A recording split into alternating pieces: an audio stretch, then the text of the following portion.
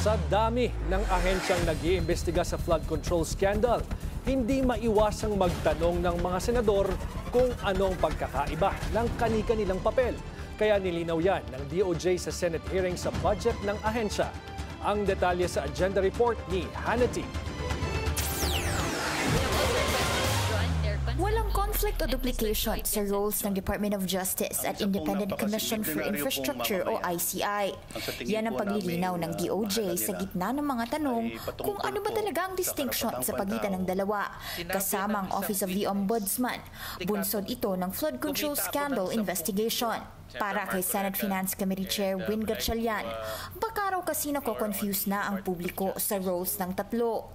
Base sa obserbasyon niya, mukhang nakafocus ang ICI sa pagtukoy sa source ng funds na ginamit sa flood control scam dahil sa pag-i-interview nito ng malalaking politiko. I believe the latitude of ICI is wider. But for us, we do it systematically. We go to the process first. We understand the deviations of the process committed by the DPWH officials.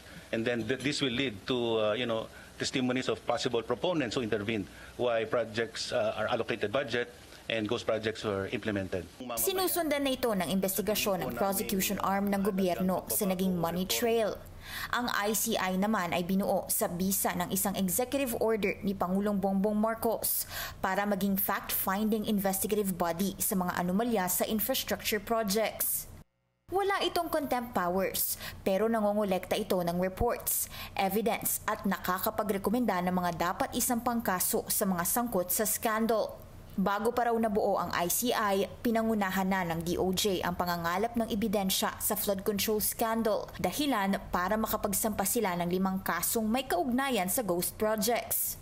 The ICI representative sits in at times to observe what we are doing. And we just try to avoid duplication so that we make more efficient use of resources. And also conflict.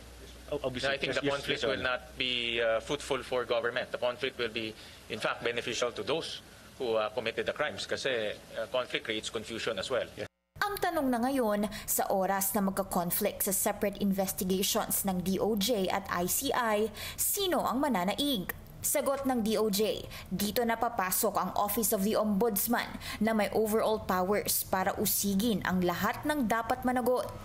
Ang lahat po ng aming mga findings sa DOJ, meron din po kaming task force on this flood control. So lahat po ng findings namin ngayon, lahat po ay ipinapasa namin sa Ombudsman, no? Kasama na po, referral po lahat sa Ombudsman. Meron ding 2012 Memorandum of Agreement sa pagitan ng DOJ at Ombudsman pagdating sa hatian sa kung paano ang prosecution sa government officials. Ang mga kawani ng gobyernong may salary grade 26 and below nakaatas daw sa DOJ, habang sa Ombudsman ang may salary grade 27 and up. Pinaalala ni Senator Rodante Marcoleta na sanay independent na ang ICI pagdating sa investigasyon, lalo na't nang hihiram ito ng mga piskal sa DOJ para tulungan sila. Sa gitna naman ng tila pagkainip ng taong bayan sa pagkulong ng mga kurakot, magre-request daw ang DOJ sa Senado na i-allow silang maging responsable sa pagprotekta sa whistleblowers. Yan ang ilang sinibak na DPWH engineers ng Bulacan kabilang si Henry Alcantara na nasa kustodiya ngayon ng Senado dahil limited daw ang opportunity para sa kanilang makapag-cooperate. They are only allowed to go to NBI or to the DOJ for the fact-finding. But they are claiming that we need to go to this place to get documents, we need to go to our homes to get these documents, we need to talk to some people to strengthen our position. Sa oras na mas mapaigting ang cooperation ng whistleblowers, posible nang marating ang malalaking isdang sangkot sa korupsyon.